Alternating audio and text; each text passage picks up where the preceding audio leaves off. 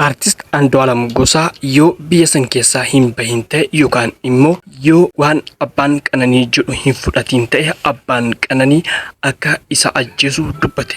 Injiinar Daani'el Gammadaa abbaan Qananii Artist Andu'aalam Gosaa akkamitti ajjeesuu danda'a? Wanni inni jedhe hoo maali? Injiinar Daani'el Gammadaa yookaan immoo kara deemaan abbaan Qananii Artist Andu'aalam Gosaa ajjeesuuf akka ta'u akkamitti arge? Ragaa maalii hoo dhiyeesse? Yoo yaa harka fuunni ashamaa jaalatamtootaa fi kabajamtoota maatii jiru miidiyaa keenya bakka jirtanitti isin dhaqqabu isiniin jenna. Abbaan Qananii Addunyaa Artist Andu'aalam Gosaa akka ajjeesu Injiinar Daani'el Gammadaa ragaa wajjin dhiyeessee jira. Kutuu odeeffannoo kanaa qabadhee isiniif dhiyaadhee jira. Hamma xumuraa nu faana tura. Akkasuma immoo namoonni jiru miidiyaadhaaf haarawaa taatan yookaan subscribe godhin subscribe gochuudhaan maatii jiru miidiyaa akka taatan akkasuma like share gochuudhaan jajjabeessaan dhaamsa keenya gara guutuu odeeffannichaatti isin dabarsaa isinis hamma xumuraa nu faana tura. Injiinar Daani'el Gammadaa yookaan immoo kara deemaan dhimma Artist Andu'aalam Gosaa fi maatii Qananii Addunyaa irratti akkas jechuudhaan barruu dheeraa tokko barreessee jira. Dhageeffadhaa dandeessan qalbeeffadhaa. Andu'aalam Gosaa yoo waan ani barreesse kana argite siif galee ol kaawwadhu. Yoo waan abbaan Qananii jedhe hunda itti walii hin galin yookaan biyya sana hin bahin abbaan Qananii guyyaa saafaan si ajjeesa. Har'a yeroo kana jedhu maatii keetiif firoota keetiif fakkaachuu dhiisuu danda'a. Ani garuu argeera. Jaarsi erga gaafa mucaan ishee duuteetii hin rafne. Kanaaf waan ani siin jedhu kana qalbeeffadhu. Yoo situ ajjeese ta'e gosa baasii gumaa baasi. Gosti xomboraa qabsiisee isgootaa haa ba'u. Gosti deemee irra haa bulu. Itti haa marmaaru. Ati gabaa bayii calcalaa kadhadhu. Naannoo itti dhalatte irra fagaadhuti dhokadhu.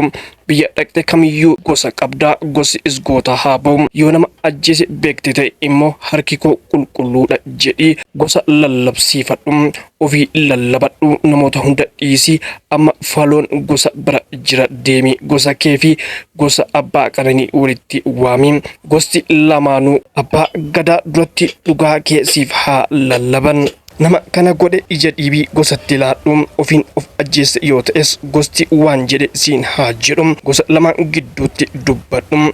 Yoo waan ani siin jedhe kana hin goone namni biraa kan si ajjeesu hin jiru. Hin shakkin abbaa Qananiitu si galaafata. Yaa dhiiroo ani garaa dhiiraan beeka. Abbaan keenya akka keenya kana hin se'in. Xiiqii ofii fixachuuf jennaan waan isa daangessu hin jiru. Yoom akka inni si ajjeesu yoo hin beektu taateef ani waanan beekuuf sitti himu. Gaafa ati waa hundaan humnaan caaltu. Gaafa seera irraa abdii dhumaa kutatu. Gaafa ati warraa dhiigni mucaa keenyaa lafatti badee miti jettee irra deddeebite abbaa Qananii gaafattu. Gaafa barbaacha dhugaa mucaa isaa otoo marmaaruu harki isaa qal'atu. Guyyaa gaafasii guyyaa saafaan dhiiga kee dhangalaasan. Ani immoo baay'ee waanan si jaaladhuuf du'a kee miti. Rifeensi mataa keetii otoo hin fedhin akka boqqaatu hin fedhu. Laali tarii biyya baqachuu ila tarii biyya baqadhu isa jedheef hunda dhiistee baqachuu dandeessa. Garuu hiddi sanyii keetii deebi'anii dachee Oromiyaa irra ejjechuu hin danda'an. Sababni isaa ilmaan ijoollee isaattu haadha warraa ati ganaa fuutuu fi mucaa ati guyyaa tokko argattu dhiiga ishee dhangalaasanii qophaa si haasofsiisu. Kana kan siin jedheef ana otuu ta'ee waan amma siin jedhe kana gochuu irraa ija hin sukkumadhu. Waa'ee dhala isa dhalchee qabutu beekam. Kanaafuu yeroo kee kana hin balleessin. Guyyaa ati har'a ciillistee keessa darbuu barbaadu kun gaabbiin quba kee akka ati alanfattu si gooti. Wayya ana abbaa kooti jettee yookaan Andu'aalam nama jedhamutu Oromoo keessa ture jechuuf deemna. Telefoonni kee ani qabu waan hin hojjenneefan asirraan siif kaayem.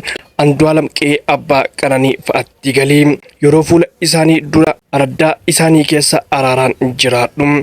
Gaafana isaan sammuu Oromoo hundaa keessatti iddoo godhatam. Nagaa uummata isaa aadaa saba diigamee ijaare jedhamtee bara baraan waamamta. Dhaamsa kana Injiinar Daani'el Gammadaa yookaan kara deemaattu Artist Andu'aalam Gosaatiif gara fuula peejii isaatiin dhaameefi. Injiinar Daani'el Gammadaa yookaan kara deemaan Artist Andu'aalam Gosaa qofaaf dhaamsa dhaamee hin dhiisne nama Leellisaa Idris jedhamuu fi akkasuma abbootii gadaatiif ergaa ajaa'ibaa dabarsee jira. Wal duraa duubaan isin dhageessisna isin isinis laayikii sheerii akkasuma immoo namoonni jiru miidiyaadhaaf haarawaa taatan yookaan subscribe gochuudhaan maatii keenya akka taatan yaada qabatan komantiidhaan nuuf barreessaa. Injiinar Daani'eel Gammadaa yookaan karaa deemaan Leellisaa Diriiris akkas jechuudhaan yaada isaa itti fufam. Hayyuu qaraa fi barreessaa sabaa isa bara dulluma keetii si abdannu baay'een si jaaladha. Baay'een si kabajaa. Ati anaaf nama ani waa baay'ee irraa baruu fi nama Oromoo akka itti kabaju beekudha. Akkasumas gamna muraa goommana abshaala mataa dhokfatus kilaashiin ati dhukaastu afaan 5 qaba. Garuu garaa keetitti hin dhuka'u. Bakka qabatanii dhukaasan beektaa isas beekam. Saba kanaaf namni akka keetis hin barbaachisa. Nan amana bara tokko gandummaa kee seenaa kee dhalootatti nan hima jedhee waanan amanuuf guyyaa hundaa shoogosaa miila keetiin hordofaa oola. Dhiira amma dhalatetti eenyutu walii keetii fi harki kee maal akka qabuu fi maal akka qabdu akka nama si jaalatutti jalan deemam. Rasaasa afaan kilaashii kee keessaa baatu BBCdhaan hanga waan ani baay'ee balfu sanatti hundaan quba qabam. Namni si jaalatus si jibbus bara tokko dhaloonni akka waan ati gaafattu waanan beekuuf situ jabaadha waan taateef kabaja ilma namaa waan beekuuf garuu aarii nama biraatti araarame akka sitti hin baaneef Andu'aalamiin gorsiim.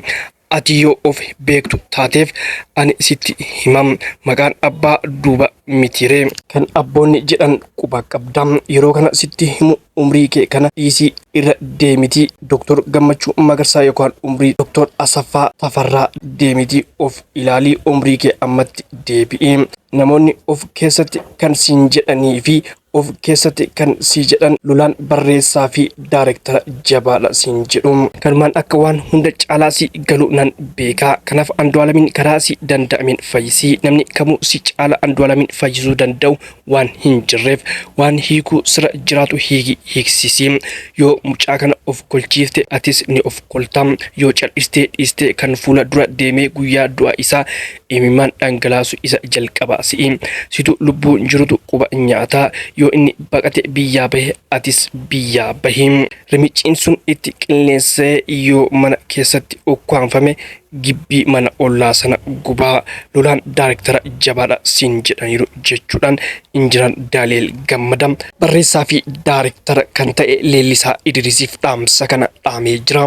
Dhaamsa abbootii gadaatii fi manguddootaaf karaa deeman yookaan Injiinar Daani'eel Gammadaa dhaameef warri kun nuuf daawwitii nuti keessatti of ilaaluu fi abbootii nuti irraa dhalannedha. Warra kana kan tuuffatu isa abbaa irraa dhalateef kabajaa hin qabnedha. Egaa abboonni keenya nagaa buusuuf dhamaataniitu ifaajaniitu garuu hin milkoofne. Maaliif akkas hin goone isiniin hin jedhu. Sababni isaas ani isin irra hin beeku. Isin immoo uumaa irraa hin beektan. Garuu amma iyyuu bira hin hafinaa. Andu'aalam gosa Oromoof nama tokko qofa miti. Nama ummataaf uumamedha. Uummata bakka bu'aadha waan ta'eef isinis waaqni erga saba kana dura akka deemtan isin godhee saba kanaaf du'aa gaggeessaan gaariin saba isaaf lubbuu laatee boqachiisa waan ta'eef dhugaa dubbadhaa hin jedhu. Sababni isaas dhugaan isin bira jirti waan ta'eef amma jirtanitti itti jabaadhaa. Dhaloota birrii irratti kufte kana dhugaadhaan baraaraa.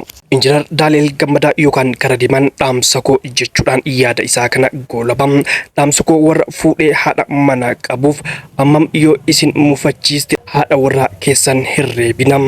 Yoo dadhabdan galchaa gara warra isheetti. Yoo warra hin qabdu taateef gosa abbaa isheetti haa galtu. Kabajaa haadha manaaf ta'u kan waaqaa gadi hundaa laalladhaafi qixxee dhala keessanii dhiiga jaallattanii jaalladha. Jireenya keessan hundaa ishee madaalaa jiraadha. Isheen dhumaa kun warra niitii hin qabneef hin ilaallatu. Ilmi gahee haa fuudhu, intalti geesse haa heerumtu. Dargaggoonni wal haa fuudhanii nama miti waaqatu isaan jiraachisa.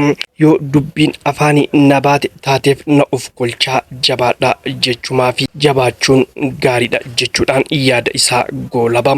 Galatoomii jennaanii. Egaa hordoftootaa fi kabajamtoota maatii jiruu miidiyaa yaada dhimma Andu'aalam Gosaa fi maatii Qananii Addunyaa irratti Injiinar Daani'eel Gammadaa yookaan karaa deemaan barreessee kanumaan goolamnee jira. Odeeffannoo keenya biraatiin hamma walitti deebinutti nagahan turaa isiniin jennam. Namoonni Jiruu Miidiyaadhaaf haaraa taatan yookaan subscribe hin godhin subscribe gochuudhaan maatii Jiruu Miidiyaa akka taatan akkasuma like share gochuudhaan jajjabeessaan dhaamsa keenya yaada yoo qabaattan gara komantiitiin nuuf barreessam. Waaqni dhugaa haa galchuu dhugaan hin dhugatin jennam.